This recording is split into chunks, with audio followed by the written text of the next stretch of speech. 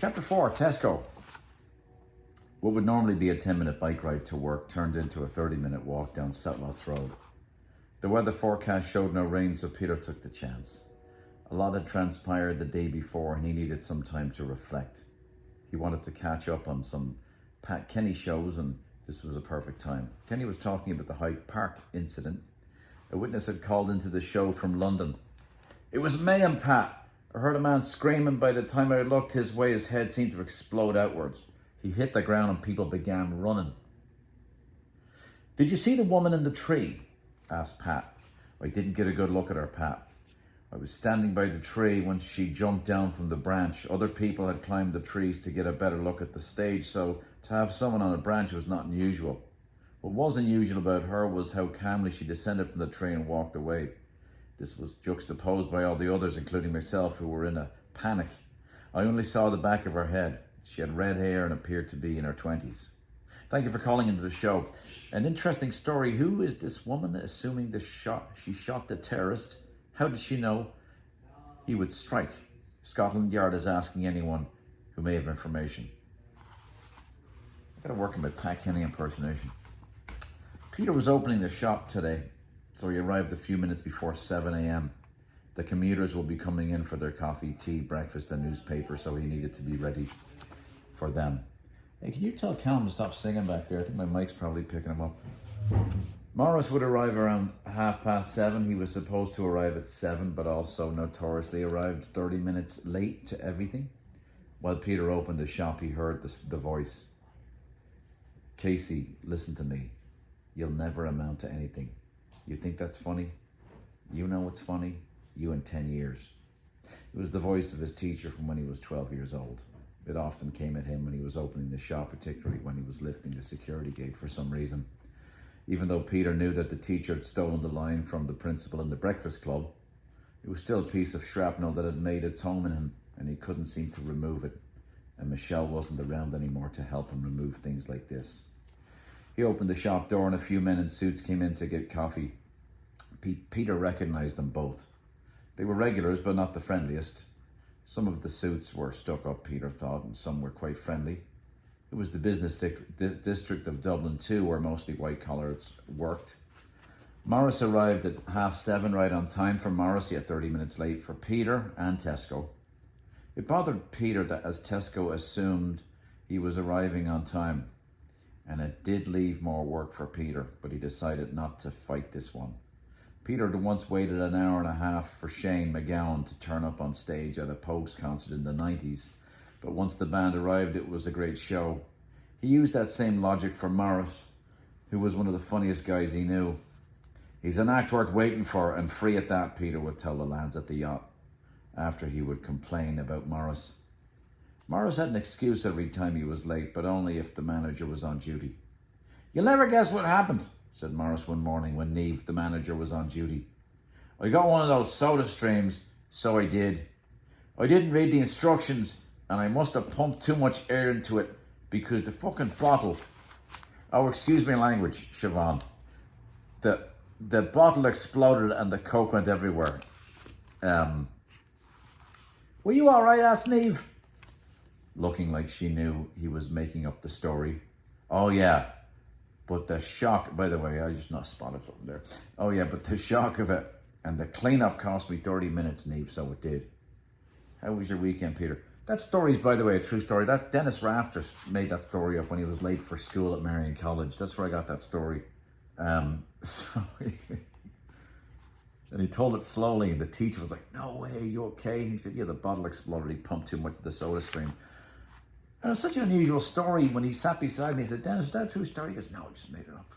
So that piece of fiction came from Dennis Rafters. "How was your weekend, Peter?" asked Morris. "Uneventful," said Peter. "Worked here on Sunday afternoon. Other than that, I hung around the gaff and watched a bit of telly until it blew a fuse." Peter was a terrible liar. "Yourself, Morris?" "Watched a bunch of telly myself. How about your one up in the tree in London?" "What do you mean?" "Hyde Park, dude. Your one who took the fucker out. Put a bullet between his eyes. She must be military or something. I wondered who hired her." "Oh yeah," responded Peter. "I heard about that. Peter was tempted to correct Morris that the bullet had entered the man's head from behind. He decided against it. Did they catch her yet? Asked Peter. Not that I know of. Pity she wasn't in France, Peter, eh? An awkward pause at the conversation. An awkward pause to the conversation. Sorry, Peter.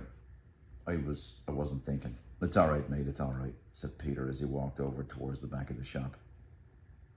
The morning went by quickly. Once the morning rush was over, Peter and Morris were able to talk again. What's up for lunch, Peter? I brought a sandwich. All right, hey, do you want to grab a pint over at O'Donoghue's after work? I should probably go check on Jackie, was Peter's immediate response. He thought Morris was funny and liked being around him, but wasn't sure if he wanted to commit to a pint. Sure, we'll go for one, Peter. One won't kill you, Peter. Peter gave in. When the second shift staff came in, Peter and Morris left for O'Donoghue's. Those Muslims are taking over, Peter. At first it was the Polish and now the Muslims. This country will be very different for our grandchildren, said Morris as they passed a woman with the hijab who was walking with young children. Sure, they're all right. What would you do if that cunt Assad was trying to gas you and the kids, said Peter. They walked into the pub and sat towards the back. That's funny, I wrote that line 4 years ago at the height of Assad attacking his people, and here we are in 2024 and they've chased him out. It's funny. I'm telling you, Peter, they walked into the pub and sat towards the back. By the way, if these side stories are distracting, feel free to tell me. But I'll probably still tell them. So I can't do it in an audiobook. Okay, I'm telling you, Peter, the country will be fucking broke if things keep going like this. We can't be the welfare state for them all. The Polish took all our money and then they ran with it. You make it sound like they stole the fucking money, Morris. Sure, they worked hard for it. They took the jobs that the Irish were too good for. Well, I'm just saying, Peter, we're not long from getting hit by them. I'm surprised they haven't come with us yet. We haven't been in any wars helping the Americans, Morris. So I think we'll be good. Doesn't fucking matter, Pete. We don't bow to that giant black box in Arabia, so we're targets, Pete.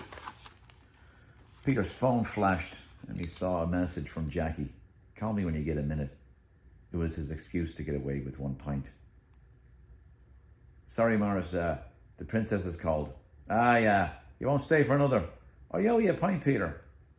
I'll take an IOU, Morris, said Peter as he stood up to leave. I'll stay for one more, Peter. You go on with you. Peter walked outside and called Jackie. Where are you, Dad? I'm outside O'Donoghue's. Where are you? I'm waiting for a bus outside Cleary's. Why don't you start walking towards home and I'll try to catch you before you get to Pierce Station. Are you mad? I'm not walking all that way, said Jackie. Come on, it's a nice evening. We could talk on the walk home. You know that we'll be co-workers. Dad, Jackie said with a strong voice, don't talk like that. Okay, I'll start heading that way. Peter caught Jackie around the Fire Brigade headquarters on Pierce Street. That was fast, said Jackie. Didn't want any gobshites messing with you, so I picked up the pace a bit. No bike today? Nah, I decided to take a walk. I had lots to think about. So, about that, I talked to Thompson and he wants us to find a time when both of us can take time off work and go to Paris to get your chip installed. Both of us? Where are you going? Not sure really, but I'll take a trip to Paris if I can get it, said Jackie. How much time off work do I need? He said he'd give me the forged doctor's note, didn't he? You may not need it, Dad. The operation only took a few hours and then they test you to make sure it works.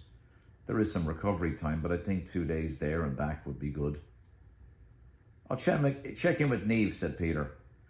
Sounds like Thompson doesn't want to waste any time on this. He'll give me a doctor's note too for the trip, so why don't we just pick 3 days we want to take off? I can make up anything. I'll probably use a cyst on my ovaries. Need to be removed. I haven't used that one yet and will get some sympathy. But you need to make up something around your head because you'll be wearing a bandage on it for a bit. Say you have a tumor and they'll buy you a tin of biscuits or something. Not a bad idea. Okay, we'll coordinate the dates then, and whoever comes up with the best story gets to buy croissants when we get there. That's the end of the chapter, called Tesco 4.